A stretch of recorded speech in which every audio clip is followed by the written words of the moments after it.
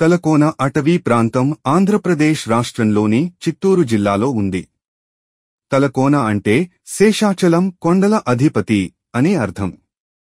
తలకోన ఒకప్పుడు తమిళ రాజ్యంలో భాగంగా ఉండేది. ఇది ఇప్పుడు శ్రీ వెంకటేశ్వర నేషనల్ పార్క్ యొక్క భాగం. ఆంధ్రప్రదేశ్ రాష్ట్రం మరియు తమిళనాడు సరిహద్దులో ఉన్న కొండలు, అడవులు మరియు జలపాతాల సమాహారం. తలకోన అడవులు ముఖ్యంగా జలపాతం కోసం ప్రసిద్ధి చెందింది. తలకోన జలపాతం దాని ఆధ్యాత్మిక మరియు ప్రకృతి సౌందర్యం కోసం ప్రసిద్ధి చెందింది. ఇది సుమారు 270 అడుగుల ఎత్తు నుండి నీరు జాలువారుతుంది. ఇది శ్రీ వెంకటేశ్వర నేషనల్ పార్క్లో ఉన్నందున ఇక్కడికి వచ్చేవారు ఆహ్లాదకరమైన వాతావరణాన్ని ఆస్వాదిస్తారు. ఈ ప్రాంతంలో వృక్షజాలం, జంతుజాలం విస్తృతంగా ఉంది.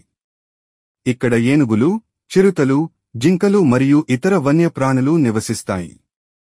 తలకోన అటవీ ప్రాంతం ఒక పర్యాటక ఆకర్షణ మాత్రమే కాదు, ఇది స్థానిక ప్రజల ఆచారాల, సాంప్రదాయాల మరియు జీవన విధానాలలో ఒక ముఖ్యమైన భాగం.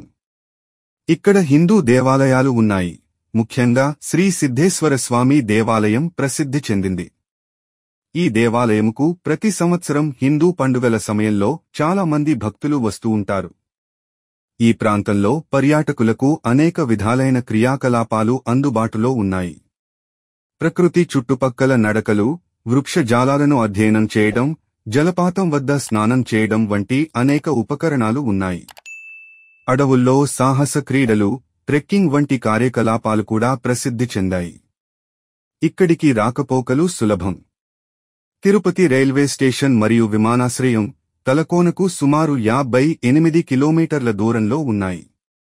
తిరుపతి నుండి తలకోనకు రోడ్డు మార్గం ద్వారా సులభంగా చేరుకోవచ్చు. భౌగోళికంగా చూసినప్పుడు తలకోన ప్రాంతం అరకు వ్యాలీ వంటి ఇతర ప్రసిద్ధి చెందిన పర్యాటక ప్రాంతాల కంటే తక్కువ ప్రచారం పొందినా, దీని ఆహ్లాదకరమైన వాతావరణం, సుందర దృశ్యాలు, ప్రశాంత వాతావరణం మరియు పర్యాటకులకు అందించే అనుభవం వలన ఇది విస్తృతంగా పాపులర్ అవుతోంది. తలకోన అటవీ ప్రాంతంలో పర్యాటకులకు సౌకర్యాలు కూడా అందుబాటులో ఉన్నాయి. ప్రభుత్వ రంగ సంస్థలు మరియు ప్రైవేట్ సంస్థలు ఇక్కడ పర్యాటకుల కోసం ఆతిథ్యం మరియు భోజన సదుపాయాలు అందిస్తున్నాయి. అడవి ప్రాంతం కాబట్టి ఇక్కడ పర్యాటకులు ఆహ్లాదకరమైన ప్రకృతిని, నిర్మలమైన గాలిని, నీటిని ఆస్వాదించవచ్చు.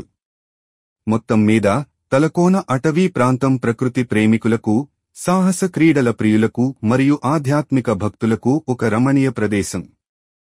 ఈ ప్రాంతంలో సాగే ప్రకృతి శబ్దాలు, పక్షుల కిలకిలాలు, జలపాతం సవ్వడులు వినడం ద్వారా ఒక సంతోషకరమైన అనుభవం పొందవచ్చు. నవంబర్ మరియు ఫిబ్రవరి మధ్య వాతావరణం చల్లగా మరియు ఆహ్లాదకరంగా ఉంటుంది.